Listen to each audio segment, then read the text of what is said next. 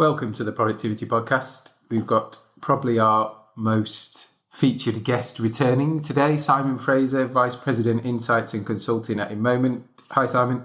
Hi, Simon. How are you? Yeah, good, thanks. So we're going to, as we kind of end 2023 at the time of recording, have a look at customer experience management.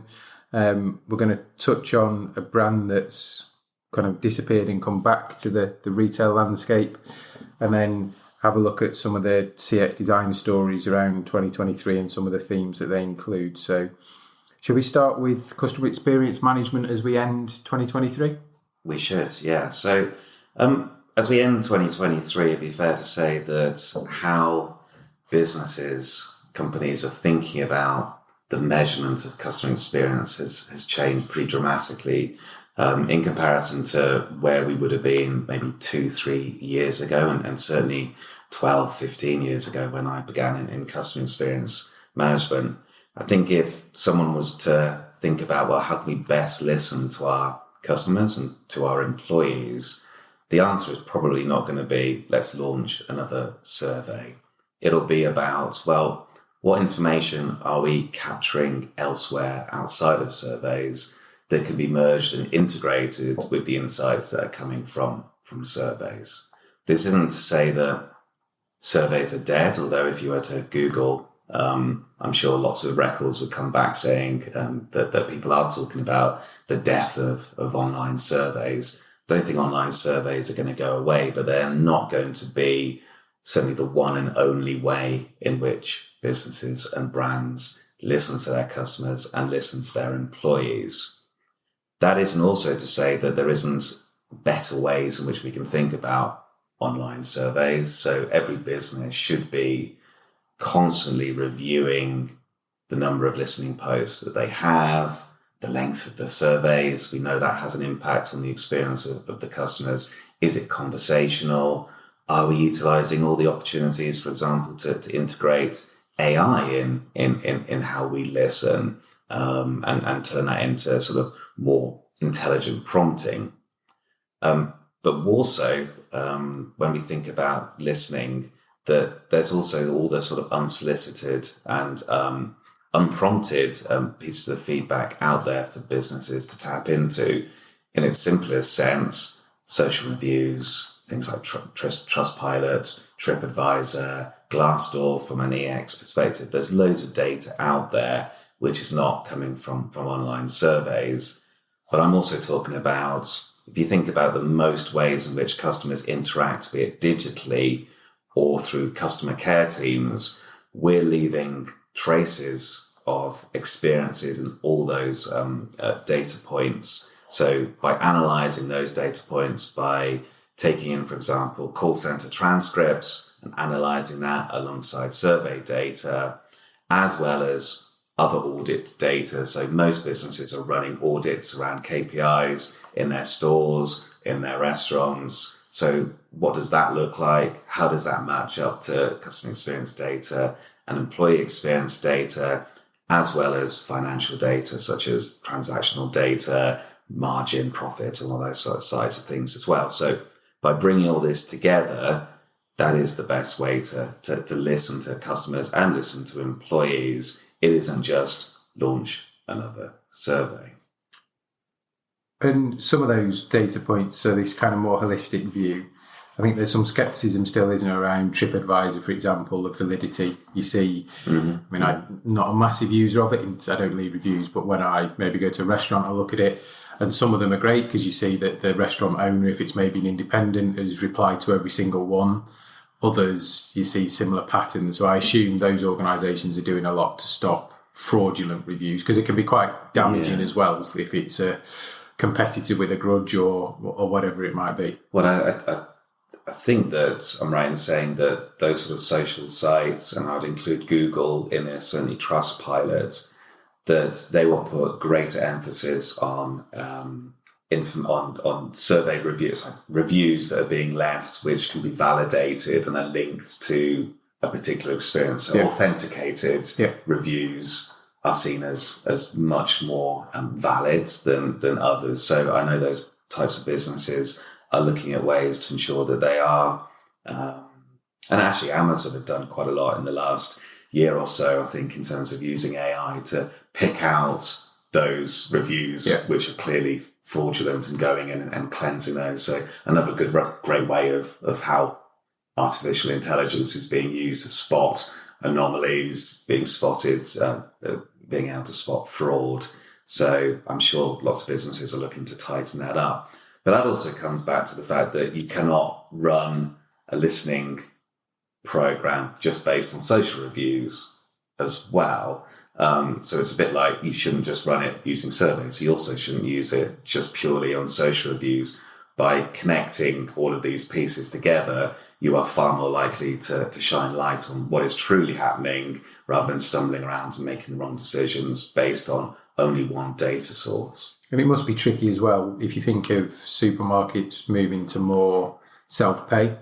So most supermarkets this year have proportioned out or increased the proportion of self-checkout, self-scan and reduced man tills. So there's points of conversation that disappear, which may lead to people being happier and have a better experience. Others may struggle with that because they want to chat to somebody at the checkout. And I think we've talked before, it's almost a lasting point of the experience is that last point of interaction at the checkout can have a big impact or swing on positive or negative. So that must impact as well. And I suppose impact experiences as well as impact the ability to serve up an invitation to provide feedback. Yeah. Unless we'll touch on I'll hit a nerve for you. We'll touch on that, maybe even on the PIN pad. But I think in our local supermarket, I probably get the handset, scan my loyalty card, so it's linked, it knows me, so they'll know exactly what I'm buying. I'll then scan it at the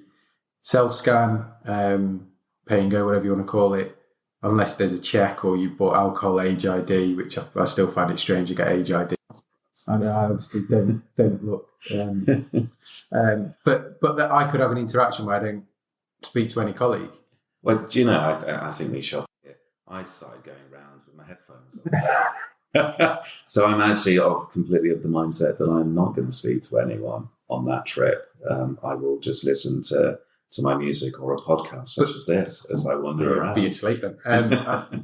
But that must have a material impact then on the questions I can ask you or how the trip's gone, because the indicators of good or bad trip then might be more around stock availability, less around colleagues, maybe a bit about environment, whatever it is. Whereas before, historically, you may be asking about how friendly the colleagues were, if there are enough colleagues on the floor. Actually now, if it's on the shelf, you can self-serve from entering to leaving. Yeah, well, you have to be intelligent, therefore, in terms of the survey design. So obviously those supermarkets who are running those scanning systems will know the fact that that's the till bank, that's the setup that the customer used. So in those cases, they should be using the design principle of not asking customers about the checkout experience and the long queues there, but actually asking about the self-checkout or the scan and go section, because that's where they know that the customer paid in order to leave. There is also, we won't come on to PIN pads quite yet, but obviously people will still get receipts in those cases. The world of where receipts and paper receipts are completely prevalent and ubiquitous, that is no longer there. In fact, in France, they're banning the use of paper receipts. So lots of retailers across Europe and no doubt globally are looking at, well, how do we trigger an invite to a customer? And that might be, you've got their email address because they've scanned their Nexa card in our case. But there's also obviously the ability, if they're using a particular credit card, that you might also be able to take their email address out of that as well. So actually moving away from paper is not the end of online surveys. And certainly it's on all of us to ensure in customer experience management that we are designing the most intelligent and personalized survey experience for customers that takes into account what their likely journey in store was. Okay. Any other trends that you've seen this year in the whole management piece? So I think that often we can get to a point where businesses will make decisions around the fact that actually, are we collecting enough survey responses? Is there a better way to collect more and more data? With the idea that, hey, if there's more data, then it's more realistic. That isn't always the case. And we've mentioned them at least once already. So these pin pad surveys. So if you've shopped in WH Smith's, I think it's JD Sports as well, and you get to the till, you may be expecting to scan your card or insert your card and pay for your transaction. What instead will appear is a one question survey. So rates between 1 and 9, your experience. Now, if you're like me, so I like this stat, that 78% of the UK population have some sort of eye deficiency and should either be wearing glasses or will be wearing contact lenses. Half of them, including me, do not go out shopping in their reading glasses. That's not a cool look when I'm wandering in the high streets. So actually, you could put anything up on a screen. I have no idea what it is saying. It also, from my perspective, I'd be interested in yours, that from a retail world, to have something that gets in the way of someone paying at that point just doesn't seem to be a very good idea at all. So actually, get out of that customer's way, allow them to pay, don't trigger a survey. And also, from a customer experience management point of view, we know that a reflective perspective on an experience is more likely to predict future behaviour rather than someone feels at that point. And there's lots of examples of the colleagues just going, don't worry about it, and pressing a 9, and then everybody moves on. So that's not really very robust data. Yeah, I think you probably had some friction at the point when you least want it. Yeah. So you had that. My experiences then on the fact that I tried to tap my card and I wasn't looking at the screen, or actually I just wanted to get out because the kids are pestering me, or if you're probably like our kids' age, they wouldn't even really know what they're answering. Is the reality. I can see why they do it from a convenience, from a logical flow point of view internally, but it's probably not a logical flow for a customer. It isn't. I would agree with that completely. And I think it comes back to my original point that we can get very excited by large volumes of data. Mm-hmm. And I'm sure that they can therefore tie that into what else is happening operationally. And you can make that connection, but it doesn't necessarily tell you why, having lots of data points. Yeah. And so losing customer verbatim, customer stories, and taking all of that out makes it not an ideal solution in my eyes to be able to predict what you need to do and change, because you don't really know why that customer scored a 6, an 8, a 4, but you're going to base it on what else you think is going on and think, well, I presume it's that. And there's no real way of knowing if you're not collecting the customer verbatim. Then you'll make some big business decisions on that, won't you? I suspect, which kind of leads us nicely into the Rasmus Ankerson and Newcastle United story, which I think we've talked around before, but I'll use his quote. So Newcastle United's 5th place finish was equivalent of a public trading company having a high share price and a very low customer satisfaction at the same time. You can have that for 1 year, but you can't maintain that over time. So I suppose just to finish that story, they got excited and gave Alan Pardew an 8-year contract. Unbreakable contract. It's only just run out. So Alan Pardew's laughing because the next season I think they dived a bit and he got sacked, didn't he? And they nearly got relegated. Yeah. So basically they scored as many goals as they had in the previous season, but actually the expected goals from an algorithm, the XG actually played out that they'd been previously incredibly fortunate to finish 5th, and they ended up finishing where they should have finished, which I think was about 15th. Yeah. They also didn't invest because they basically got carried away by that 5th place, and were using that outcome to decide whether they were in good shape or not.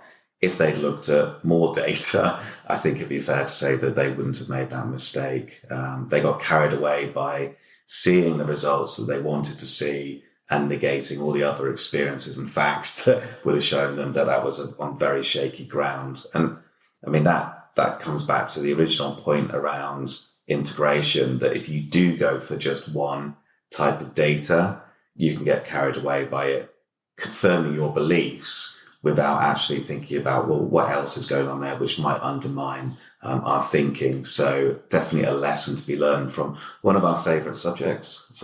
Yes, yeah. And his TED Talk, I think it's from 2018, around that time. You can find that on, it's on YouTube, but worth a listen, because he goes into the detail of, they didn't look at, I think it was Papa Cisse, was his XG in terms of goals return was above average, but actually once he got injured, the next person below was a long way. So there was big reliance on him, and all this stuff about the league table never lies, actually. Depends on what data source you've got, clearly, or what data sources you're using. And I don't know if you saw it recently, there's also, talking of data, we're now in the world where some of the big supermarkets are potentially looking to use or share data they've gathered with the likes of Netflix, so then you can end up with more tailored ads. So there's this whole piece around the evolution of data, whether it be customer data, whether it be stock data, whatever, employee data, that clearly people are starting to join more dots with. I don't think there's probably a mature business out there who isn't trying to connect and join the dots, be it in terms of understanding, but also, to your point around Netflix, and around the experiences and personalizing the experiences that they are delivering. So integrated CX will be the big topic as we end this year, but also no doubt going into next year as well. So that's a kind of summary of where CX's management's moving as we end 2023. Been a couple of brands that have departed the high street this year. Wilko's has returned. The Lazarus, Wilko.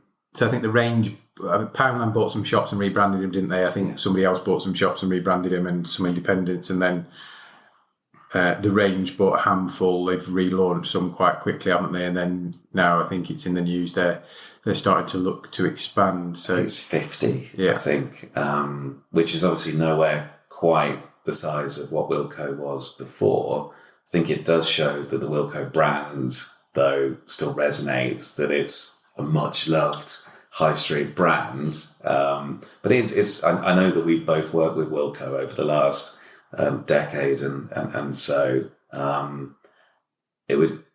My reflection on Wilko is that they were always very well run operationally. They really stood out for that. And I think a few commentators have talked about the fact that this isn't like Woolworths. This wasn't like something that you could see a decade out. If you were to say 5 years ago, how's Wilko going to be? I don't think people expected it to collapse in the way that it has done. Yeah. And there's a number of different reasons for that. One being the lack of discretionary spend out there. There's certainly thoughts, and I know you'll have views on this, whether they were actually in the right parts of town. Are they really a high street retailer? Should they not be out where you might find the range? In fact, on an out of town site. There's obviously retail rates has had an impact there as well. But I'm interested in what your take on the demise of Wilko has been. There's clearly some senior leadership issues, wasn't there, which we won't go into, but have been well publicised. I think there were slow adopters on some things, so they were late to the party on self-checkouts. I think COVID forced them into that. I think there was always that dichotomy between own brand and other brands. Yeah. So clearly, if you're an own brand organisation, great, you'd hope you get the end-to-end supply chain margins from that. They did at the end up in a bit of the Woolies world of being famous for pick and mix, which is probably an indicator. Do you think that's the curse? Don't get into pick and mix, especially after COVID. So I think what they stood for is right, but I mean, as we live in Shrewsbury is a classic example. I think in the last 6 years they had 3 locations. They went from a big shop, big shop, 2 floors, big garden range into the old British Home stores. Which was probably a quarter of the size and a really curated range, which probably caused some challenges. Then to a larger site in one of the big shopping centres that was just difficult to access. kind of out the way. So that probably tells the story. Great people we know that work there. Great brand. Nice to see it back. I suppose the big question is, what are the range going to do differently under the ownership than it was before? Because just to bring it back and do what they did before probably ends up with because the competition hasn't changed. Yeah, exactly. So the Poundland and Deals and all the rest who put pressure on Wilko over the last few years, they are still out there. I suppose they're being cautious in terms of if it's 50 stores. And I assume you can cross-pollinate back through the range with Wilko brand. So which is all the range. It's all the range at the moment. So from a range point of view, I see there's benefits in the distribution, the supply chain, the brand, the own brand stuff, or the Wilko's brand. So you'd have thought it's got a good chance. It'll be interesting to see what they do from an e-commerce point of view, because again, lots of commentators pointed out, well, how did Wilko develop their e-commerce? I can, I know for the last decade that is something that they have been working on. It's not like they weren't aware of that. One of those cases where maybe everybody should have an online, although Primark have obviously kept away from it. Does it really suit Wilko? They sell through Amazon though, don't they? So they do have an online. It's tricky, isn't it? Because the breadth of range goes from screws and nails through to garden sheds. So it's that presence of and breadth of range. But I always think those types of stores are the ones you need to go and have a look around. Yeah. That's what they rely on. Is I'm going in for a tin of paint, but I'll come out with a tin of paint, a dog toy, bar of chocolate, 10 quid worth of pick and mix kind of thing. That's how it works, doesn't it? And shopping online is a lot more clinical than that because they just buy the paint. Yeah. Yeah, one of those that they probably couldn't win necessarily online, given do they need to? Because that's again. Did it distract them from the operational side of things in order to try and fix something that maybe they didn't need to? But good they're back. Good the brand's back. I say some great people. Hopefully most people that have found employment elsewhere. I know Poundland took a lot of the teams back on, and some of. So thinking about the big stories in your kind of CX world this year, what springs to mind? If I was to think of a theme for 2023, I would say that it's been a year where businesses have made decisions or had to make decisions due to all sorts of pressures, which are not necessarily to the immediate benefit of customer experience. And I know we've talked previously around, for example, the introduction of defensive merchandising or more checks and balances around self-checkout, the need to scan receipts and things like that. So businesses obviously having to protect their margins, their bottom line, in a way that doesn't necessarily mean that is immediately obvious to the customer, to the benefits to them.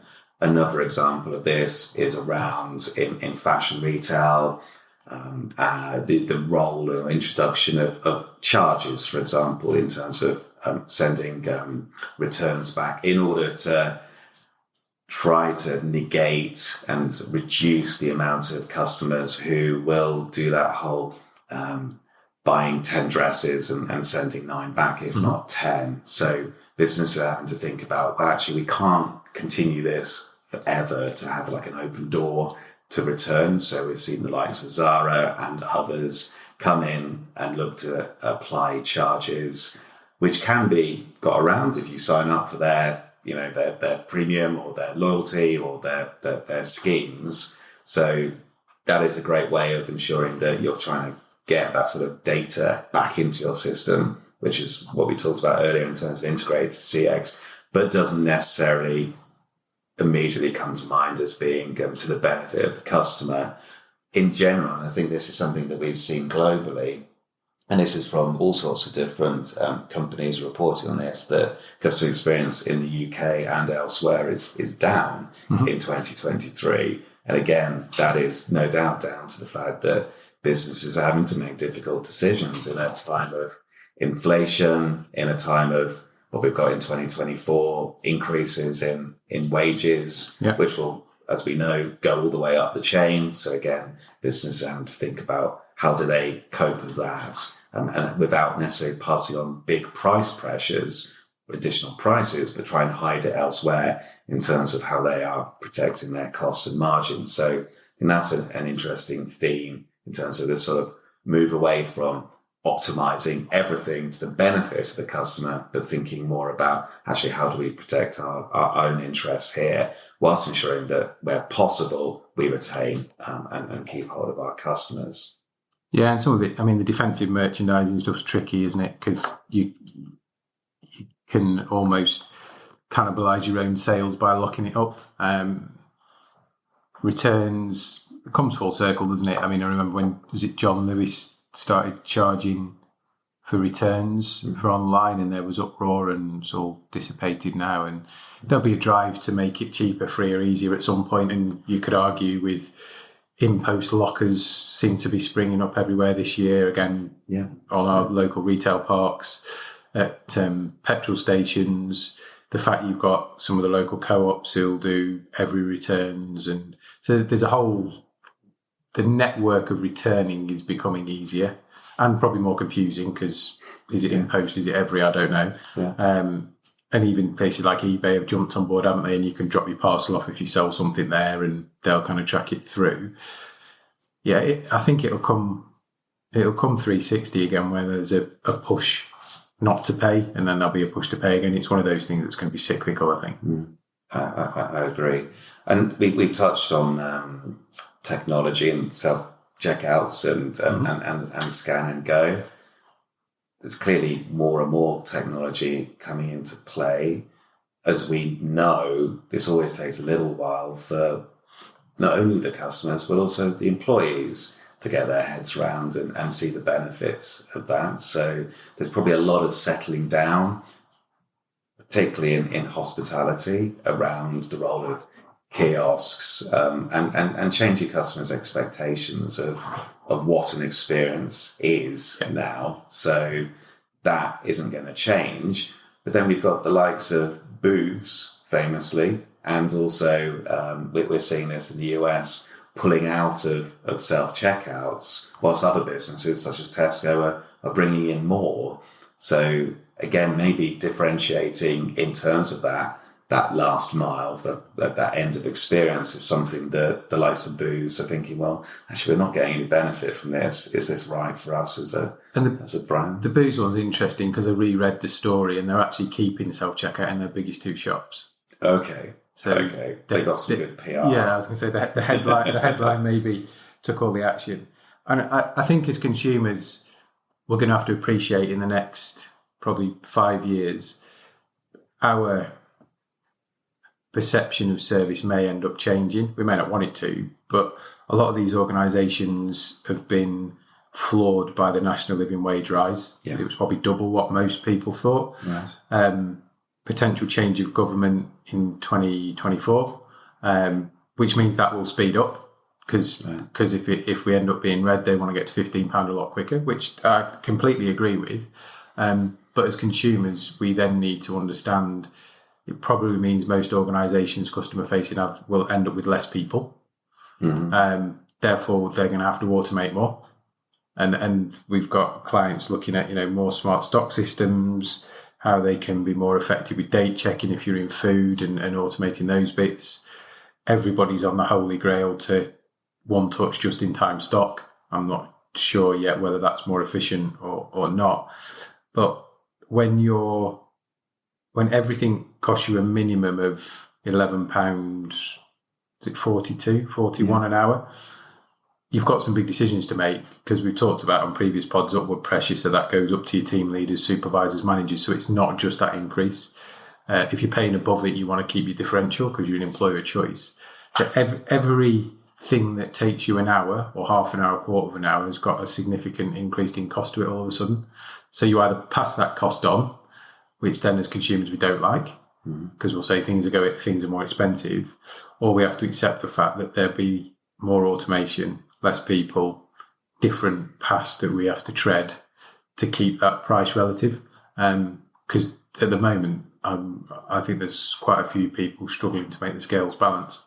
Yeah, experiences are going to change. We haven't even mentioned generative AI and its role in customer experience. So I'm sure all businesses, from customer care through to physical locations, are looking at ways in which AI is going to play a part.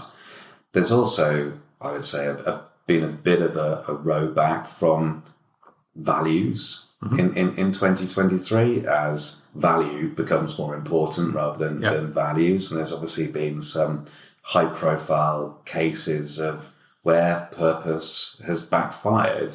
Coots being one, potentially.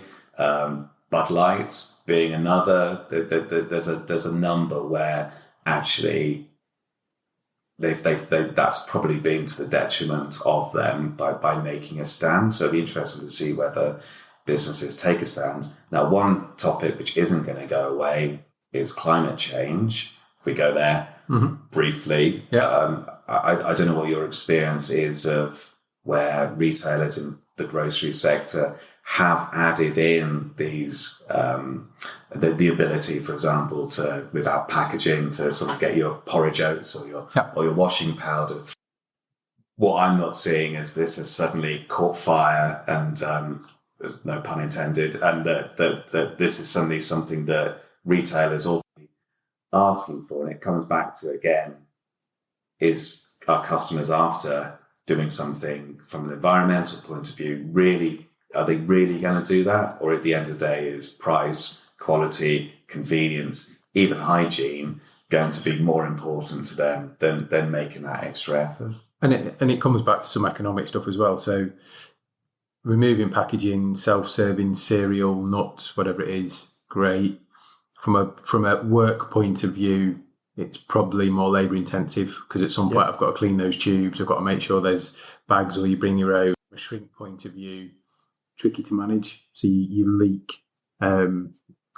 leak stock just because people play the game on the scales or stuff drop or whatever it is. So again, difficult to square the circle. And I feel for lots of organisations that are in that cost, customer and climate social challenge, because there's cost associated to some that you've got to pass on, but then on the other hand, you're being beaten down on cost. And the other point, you've got to look after your colleagues and your customers. So, it's tricky, I think, is the reality. I don't think it's impossible. I think it needs some thought and mapping out. But as consumers, we're naive, or it's unrealistic to expect that things are going to remain constant or as they were. I think we have to expect the change. Now, we might feed back and say we don't like it, but again, it's there's too many competing priorities. And one thing we also have to acknowledge is that if you think back to July, I think it was the wettest July on record, wasn't it, in the UK? I mean, this has been predicted since the 90s that we were going to have very wet summers. Actually, we know that changes customer behaviour. Cinemas had a boom period. Yes, there was Barbenheimer, but there was also very wet weather, which drove people into cinemas. I know that Mountain Warehouse, for example, is one of those businesses who had a boom time this year. I bet. Because everybody had to go out and buy a new raincoat. So there will be some businesses who unfortunately will benefit from the fact that our summers are changing.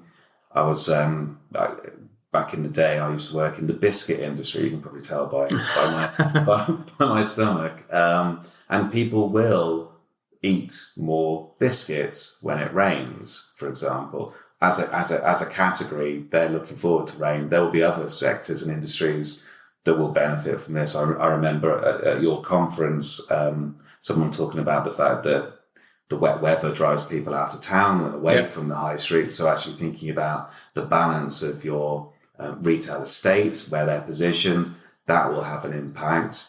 I've also heard someone from who's experienced at Deliveroo was talking about the fact that when it rains a lot, people are more likely to want to have a delivery.